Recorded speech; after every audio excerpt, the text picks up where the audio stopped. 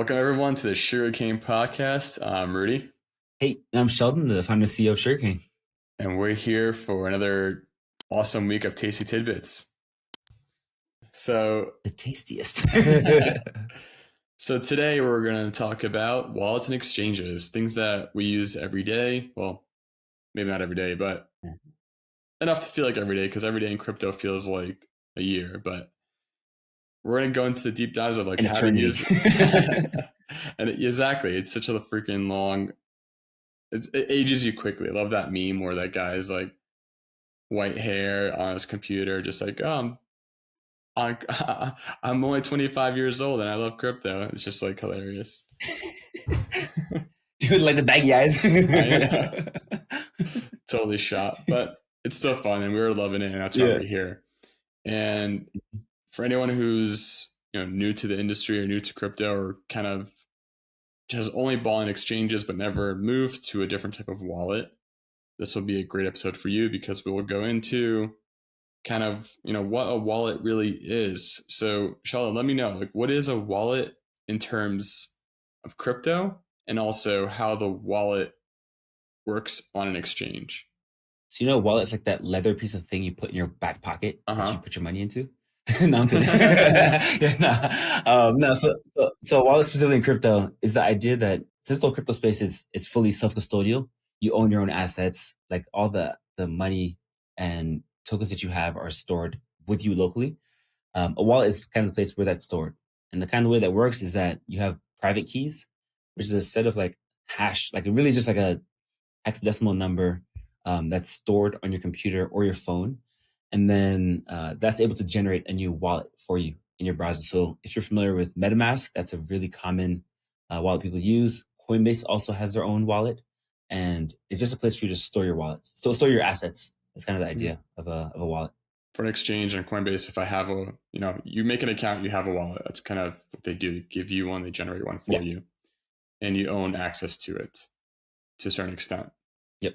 And when I have a MetaMask, that's also a different wallet. And if I have a hardware wallet like a Ledger or Trezor or many other ones that are coming out now, that's also a wallet. But I hear there is a term thrown around, hot, cold.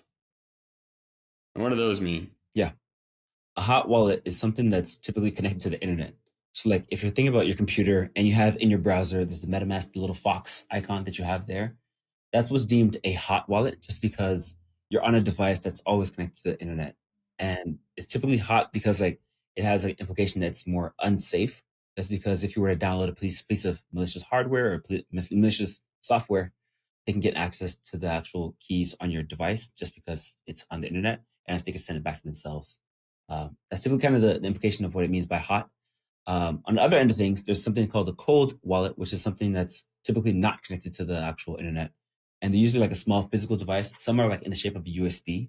So like Ledger typically has a small USB style device that you can plug into your computer and then sign things on the actual physical device. And that's kind of distinction where those are now not connected to the internet. They actually are physical hardware that actually the private keys live on the physical device in a special chip, and they sign keys on the physical device. And that's typically how that works from a hot versus cold distinction. It's what's the point of even having a hardware wallet? I mean, yeah, it's great. That's, I guess, more secure, but what's the risk of having it on an exchange or even any exchange like that? Yeah, so it's kind of like we talked just now about like hard versus cold wallets. It's hot versus cold wallets. And typically, even with an exchange itself, you technically actually don't have a wallet on an exchange. Like if you were to sign up for Coinbase or Kraken or Binance, any of the exchanges out there, you actually don't have a crypto wallet. It's kind of like the company, the organization, Binance, Coinbase, Kraken, they actually have a big account for themselves. They have assets on chain for you, and you have almost like a bank account. You have some type of like ownership of that. You have some like rights over the assets there. But at the end of the day, the organization, the company, they hold and control the assets. And typically, they're not supposed to actually like, touch them or move them. But there's been a lot of like, especially with like last year with FTX, there's a lot of like people found out that like Sam Bankman-Fried, who's like moving around assets of customers without them actually knowing. And that's the concern there. Where like if you now have your assets sitting on exchange, there's a possibility that the company itself can move the assets without you knowing about it. That's why people are trying to shift the kind of conversation to now move everyone towards having their own custody, self custody accounts. That makes sense because in terms of blockchain, like we've talked about Yeah. before, your keys are what allows you to move your crypto. So then what you're Yeah. saying is those exchanges like Coinbase, Kraken, and Binance, like they own our crypto because they own the keys to our wallets. They are the ones who can actually Yeah. move our crypto. And in a hardware wallet or even a MetaMask hot wallet type, we own the keys, only we can move our crypto. And that's where the popular phrase comes in, not your keys, not your crypto, right? Yeah. Yeah. It's funny. Used to be a guy back in like, it was like 2017 to 2018. He's a big Bitcoiner. But he actually got me into the space. His name is Andreas Antonopoulos. So a lot of the OGs Oh, know yeah. about him just because he was huge at the time. He had a lot of like presentations and pitches that he gave about crypto. Talking about not your keys, not your crypto. So I think that's where a lot of people got it from. And it's also a real thing. Like if you don't actually own your keys, they're not your crypto. Yeah. It's that simple. And even today, I mean, people Yeah. think they own their money in their Bank of America or whatever traditional finance bank, but it's still owned by the company, by the big bank. It's not owned Mhm. by you until you withdraw it into cash. And I actually just saw in the news recently how Australia is going into digital only, preventing their Oh yeah. users Yeah, it from was nuts. preventing their citizens from withdrawing more than like $500 in cash.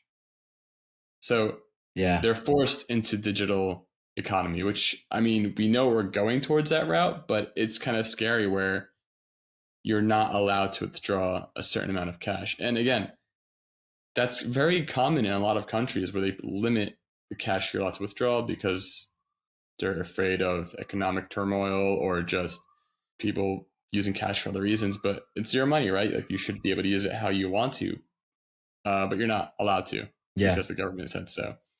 So it's just weird. And if you want to go digital, I would say go crypto. 100%. Like also on the kind of the country point, I think it was like last year, Canada of all places, there's a big thing with the truckers Oh and yeah, the basically the Canadian government just stopped people from who are truckers from getting access to their money. And so they essentially just debanked them just for having a political stance. There's a crazy movement. Like definitely at the end they kind of returned on that and they basically gave them their money back. But like from the fact that like a company or country can just say you no longer have access to the financial system, you now are stuck. You can't even like pay for bills, pay for groceries. Like you're just kind of stuck in a sense.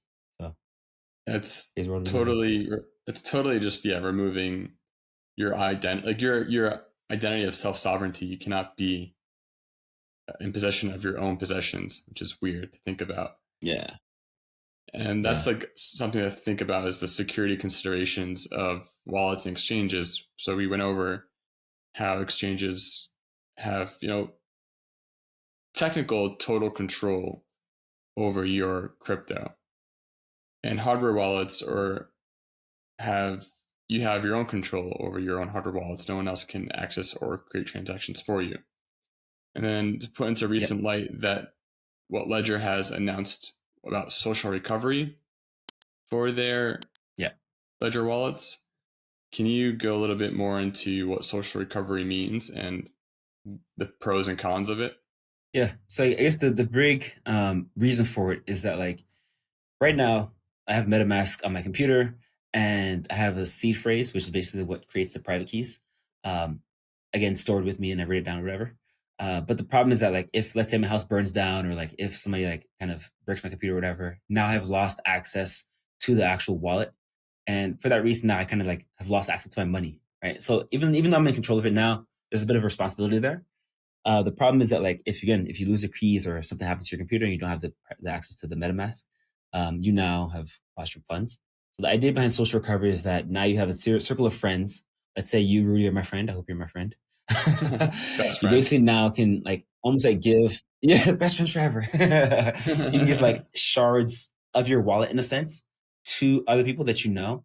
They can't by themselves get access to your funds, but they can act as like a um, if you collect the shards or the pieces that they have of the access to the account, you can then put a couple of pieces together from a series of your friends, put it together, now access to your wallet again. So the idea is that, again, you have this network of people you trust that they essentially won't come together and try to access your account without you being there.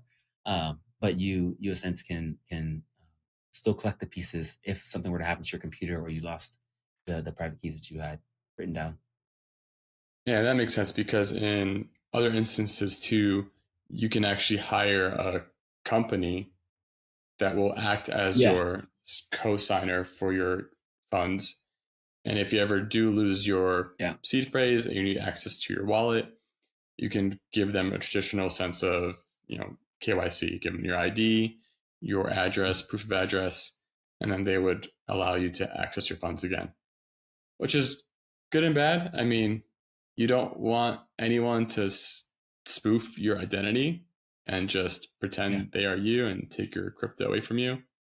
But it's also good because losing your seed phrase is a serious risk. It's not that hard to lose Mm-hmm. a piece of paper, and if you don't take the proper Yeah. steps to save it properly into a safe or like maybe even in a bank safe, wherever, dig it up behind your house. I don't know, so many creative ways people have come up with recently. That's some type of way to just keep your seed phrase safe, but also the risk of losing it is real, and everyone should take that into consideration. Yeah. It's also an effort to like bring it mainstream, right? Because like it'd be hard if you were to convince someone who's not in crypto that like hold this piece of paper for the rest of your life and never lose it because or else you lose your money. That's a huge responsibility that people just wouldn't want to take on. So like if you now have a way to like have whether it's like a couple of friends or an entity that you trust that you can verify yourself with an ID and like passport or something that can at least recover your account for you. They can access the account, but they can recover it for you. Gives you a sense of safety. So yeah. Yeah, it's just the world of wallets is pretty intense because now, especially when I Yeah. go into any like crypto website that's offering to connect to a wallet, there's dozens of wallet options now, and it's kind of becoming overwhelming. Like, I can't name them all. I don't want to try.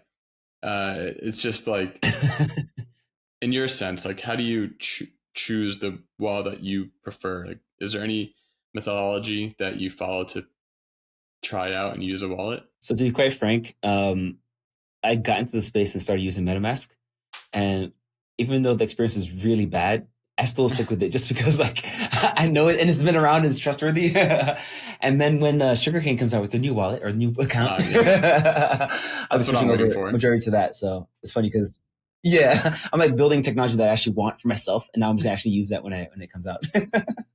Yeah, good. It's supposed to make everything much easier for all of us, especially on DeFi world and all of crypto. So it takes a lot of different aspects of making it easy to use, making it safe, and you still having your sense of ownership For without sure. having to worry about locking your keys somewhere safe.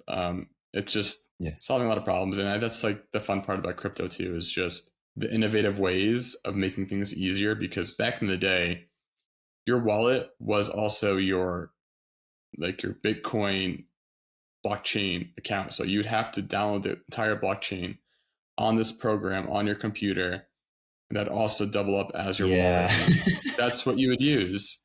Same for Ethereum. That was the standard. You'd have to download a client on your laptop. No one downloads Yeah. clients anymore. No one downloads blockchains anymore. It's all saved for node operators. Now it's just how easy and quick can I get a wallet up and running? Yeah, it's funny. There's that meme where it's like the grandmother and the mom is like, okay, yeah, we'll take you back home to take you back inside, grandma. It's kind of like we're gonna be like, yeah, back in the day we used to download clients. It's like, okay, Rudy, we'll take you back inside now. No one appreciates the advancements we've come through. It's gone so far. It's just funny when I see people Yeah. saying like, "Oh, I got into crypto since 2017." I'm like, 2017 is a good year to get in. It's really easy to understand what's going Yeah. on. Yeah. Things have changed now. Things have changed a lot. Oh man, Yeah. but yeah, it's just a wild ride, and I think for everyone, always do your Yeah, research on what wallets you choose. Again, for you sure. can keep small funds in exchanges. Do not keep your life savings in there. Maybe that's some small word of advice. Yeah. Keep it on some type of hardware wallet. and don't actively use the hardware wallet, kind of keep that locked away, keep small funds to Yeah. use on the side, kind of just like your normal wallet in your back pocket that we talked about. You keep some Mhm. cash in there. You don't keep your life savings worth of cash in there. Same idea. And Yeah. if you have trusted friends or family that you want to help back up their information or back up your own social recovery. But as always, we are here to inform you. If you want have any questions, meet us in our Discord. Yeah. And yeah, Sure. ready for next week's episode. Yeah. With the tastiest tidbits. As always, see everyone. See you.